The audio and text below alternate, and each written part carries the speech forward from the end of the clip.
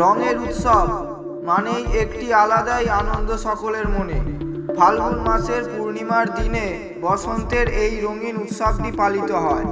সাধারণত এই উৎসবটি দোলযাত্রা নামেই পরিচিত এবং গোটা দেশের কাছে ভারতীয় হোলি উৎসব নামে চির পরিচিত। ভারত ছাড়াও পৃথিবীর নানা প্রান্তে রঙিন উৎসবটি পালন করা হয়। হোলি উৎসব বা দোলযাত্রা হচ্ছে ভগবান শ্রীকৃষ্ণের উৎসব। বৃন্দাবনে উৎসবটি 20 দিনের বেশি উদযাপন করা হয়ে থাকে। তবে এই হোলি উৎসবের উৎপত্তি বা ইতিহাস সম্পর্কে কিছু জানা আছে। চলুন আজকে হোলির ইতিহাস জানিয়ে দেওয়া যাক।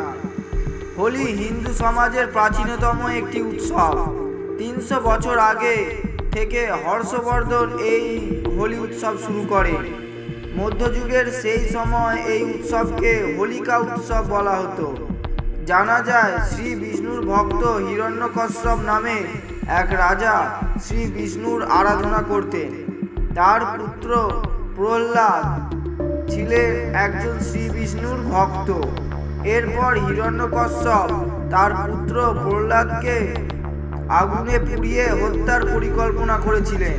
তখন হোলিকার এক মায়াবী শাল ছিল, তাকে আগুন থেকে রক্ষা করে। এরপর হিরণ্যকশ্যপের কথা মতো প্রহ্লাদকে কোলে নিয়ে হোলিকা আগুনে ঝাঁপ দেয়।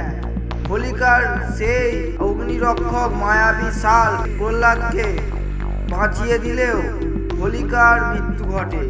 এই হোলিকার নাম অনুসারে হোলি শব্দের উৎপত্তি হয়।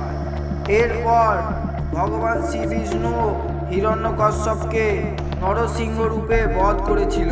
সেই আনন্দে আজও হোলি উৎসব পালিত হয়ে আসছে। ন্যাড়াপোড়ার ইতিহাস। যখন হোলিকা প্রহ্লাদকে হত্যা করার উদ্দেশ্যে আগুনে ভস্ম হয়ে গিয়েছিল, হোলিকার এই কাহিনী চাঁচর বা হোলিকা দহন নামে প্রচলিত, যা দোলের আগের দিন সম্পন্ন হয়। তাকেই ন্যাড়াপোড়া বলে। হোলিতে রং ব্যবহার করা হয় কেন? এই পবিত্র দিনটি প্রত্যেক বাঙালি তথা ভারতীয়রা খুবই সামঞ্জস্যতার সঙ্গে পালন করে। পূর্ণিমার দিনে ভগবান শ্রীকৃষ্ণ তার প্রিয়তম রাধা ও অন্যান্য গোপীদের উদ্দেশ্যে আবির খেলায় মগ্ন ছিলেন।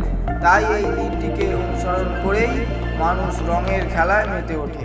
পূর্ণিমা তিথিতে পালিত হয় অশুভ শক্তির বিনাশের প্রতীক হোলিকা দহন। তার ঠিক পরের দিনই আবির ও রঙের জোয়ারে ভেসে ওঠে গোটা দেশ। সনাতন ধর্মে দোল বা হোলি উৎসবের গুরুত্ব অপরিসীম।